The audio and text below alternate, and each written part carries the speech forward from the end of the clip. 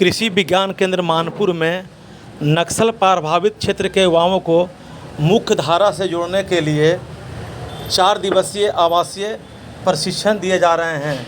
इस कार्यक्रम में इन लोगों को प्रशिक्षित कर बैंक के द्वारा टाई अप कर इन लोगों को ऋण दिलवाकर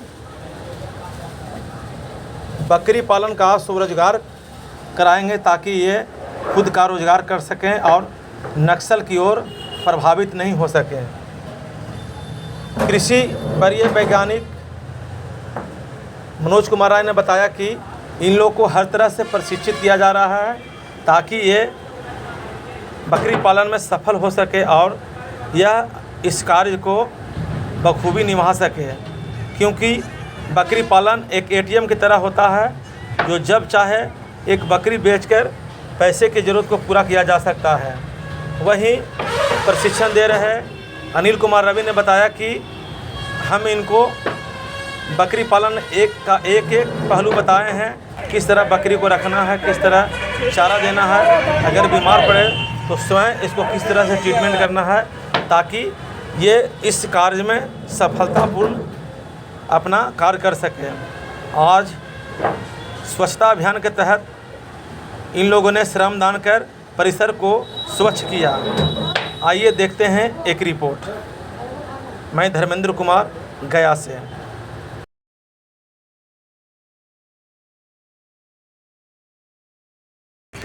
यहाँ पे आया, मेरा खाना पीना सब सुविधा यहीं पे था, जिसमें हमारे बकरी पालन की प्रशिक्षण दी गई, जिसमें बताया गया कि जो हमारे गया ज़िला में मौसम के अनुसार जो भी बकरियाँ सब अलग अलग की होती है, जिसमें हमारे गया क्षेत्र में या बिहार में सबसे ज़्यादा प्रजातियाँ का भी है ब्लैक बंगाल, जो काफ़ी अच्छा है, जो रोग बीमारी से भी अच्छा खासा लड़ने की क्षमता है, उसमें सहनशीलता है, वो सहन कर सकती है। इसलिए हम लोगों का 4 दिन का प्रशिक्षण दिया गया। आवासीय था जी। सशस्त्र सीमा बल 29वीं वाहिनी के द्वारा हम लोग आए थे। उसी के सौजन्य से हैं जी। क्या नाम है? मेरा नाम मनोज कुमार, मैं बाराचट्टी क्षेत्र से हैं, एसएसबी कैंप बीबी पेशा द्वारा गया एक बकरी पालन का ट्रेनिंग अभी दी जा रही है 4 दिवसीय, जो कि आवासीय एक प्रशिक्षण है। इसमें बकरियों के बारे में विस्तृत रूप से जानकारी दी जा रही है, जैसे यहाँ के प्रजाति के बारे में, जैसे कि यहाँ ब्लैक बंगाल काफ़ी अच्छा सूटेबल है यहाँ के लिए, जो यहाँ के मौसम के अनुरूप है, प्लस रोग बीमारी कम आती है। इसके अलावा दूसरे प्रजाति भी यहाँ रह सकते हैं, जैसे बीटल हो गया, सिरोही हो गया, बारबरी हो गया, जमुनापरी हो गया।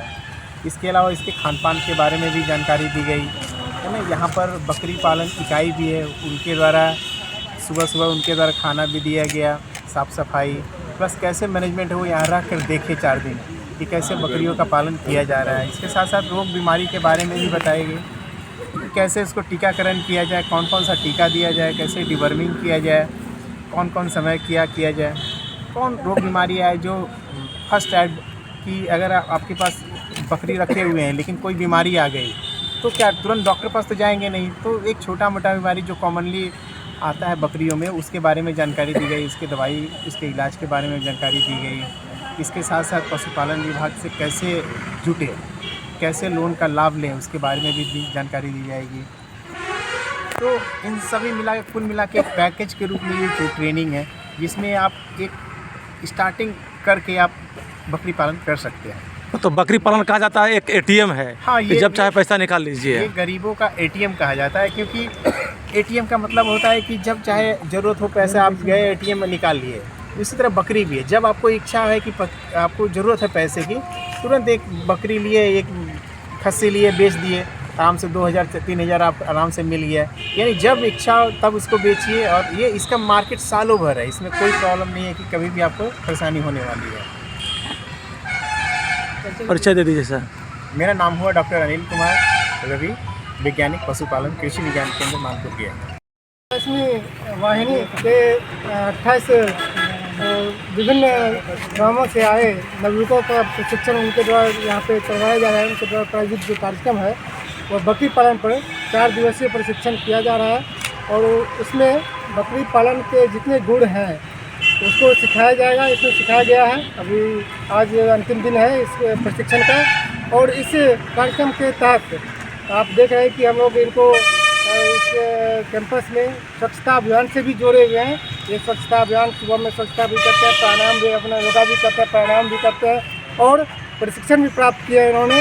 इससे यहाँ से प्रशिक्षण प्राप्त करके ये इनको बैंक से भी जोड़ा जाएगा, बैंक से और पशुपालन विभाग से भी जोड़ा जाएगा। वहाँ से जो प्रशिक्षणार्थी इच्छुक हैं वो उनको बैंक से लोन भी देने के लिए हम लोग प्रयास करेंगे और ये बहुत जीविकोपार्जन का जो है इसका इंतजाम करेंगे। 4 दिन का आवासीय प्रशिक्षण है।